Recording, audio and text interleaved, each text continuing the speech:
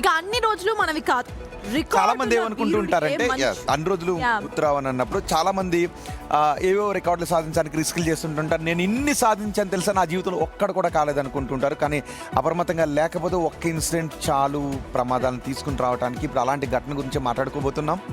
మంచుకొండలో ఒక ఘోర ప్రమాదం ఎదురైంది. అక్కడ ప్రపంచవ్యాప్తంగా మిలియన్ల మందికి స్ఫూర్తిగా ఉన్న నేపాల్ మౌంటైనియర్ నిర్మల్ పూజా పాకిస్తాన్లోని బ్రాడ్ పిక్ వద్ద మంచులో గలంతైపోయారు. సో మంచు కొండలను ఎక్కాలి అనేది ప్రతి ఒక్కరికి కూడా, మీకు గుర్తుందా రోహిత్, గ్రీన్ బూట్స్ గుర్తుందా?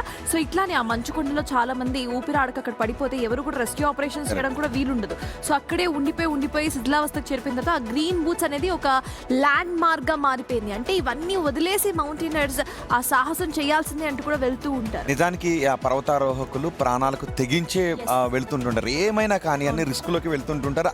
ఆ రిస్క్ చేయడంలోనే వాళ్ళకి థ్రిల్ ఉంటుంది అక్కడ. నిజానికి ఇక్కడ జరిగింది ఏంటి అంటే, ప్రపంచవ్యాప్తంగా మిలియన్ల మందికి స్ఫూర్తిగా ఉన్న నేపాల్ మౌంటైనియర్ నిర్మల్ పూజ పాకిస్తాన్లోని బ్రాడ్ పీక్ దగ్గర మంచుకొండలో గల్లంతయ్యారు. 14 శిఖరాలను జయించి నథింగ్ ఈజ్ ఇంపాసిబుల్ అని నిరూపించిన ఆ సాహసికి ఏమైంది, ఇప్పటి వరకు జరిగిన రెస్క్యూ ఆపరేషన్లో తేలిందేంటో ఒకసారి చూద్దాం.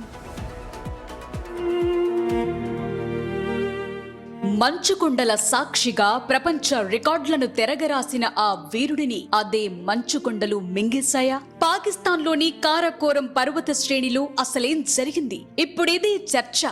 సముద్ర మట్టానికి ఏకంగా 8047 మీటర్ల ఎత్తులో ఉన్న బ్రాడ్ పీక్ శిఖరాన్ని క్లైంబ్ చేసేందుకు వెళ్లిన ఆ టీంపై ఒక్కసారిగా మంచు విరుచుకుపడింది.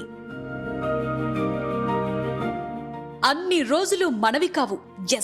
ఎవరెన్ని చెప్పినా అన్ని రోజులు మనవి కానీ కాదు. 2019లో కేవలం 6 నెలల వ్యవధిలోనే 8000 మీటర్ల కంటే ఎత్తైన 14 ప్రపంచ రికార్డ్ శిఖరాలను అధిరోహించి నథింగ్ ఈజ్ ఇంపాసిబుల్ అని ప్రపంచానికి చాటి చెప్పిన నేపాల్ సాహసి నిర్మల్ పూజా ఈ ప్రమాదంలో గల్లంతయ్యారు. ఈయనపై నెట్ఫ్లిక్స్ డాక్యుమెంటరీ కూడా తీసింది.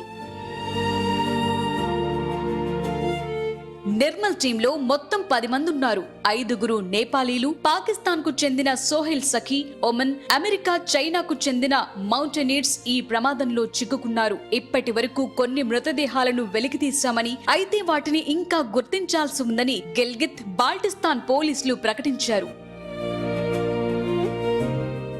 రికార్డులు సాధించడం ఒకెత్తైతే ప్రకృతి విసిరే సవాళ్లను తట్టుకోవటం మరో ఎత్తు. So be careful.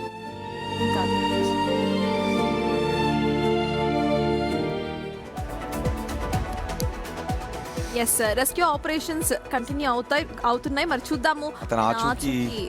దొరకాలి అని టీవీ కోరుకుంటోంది.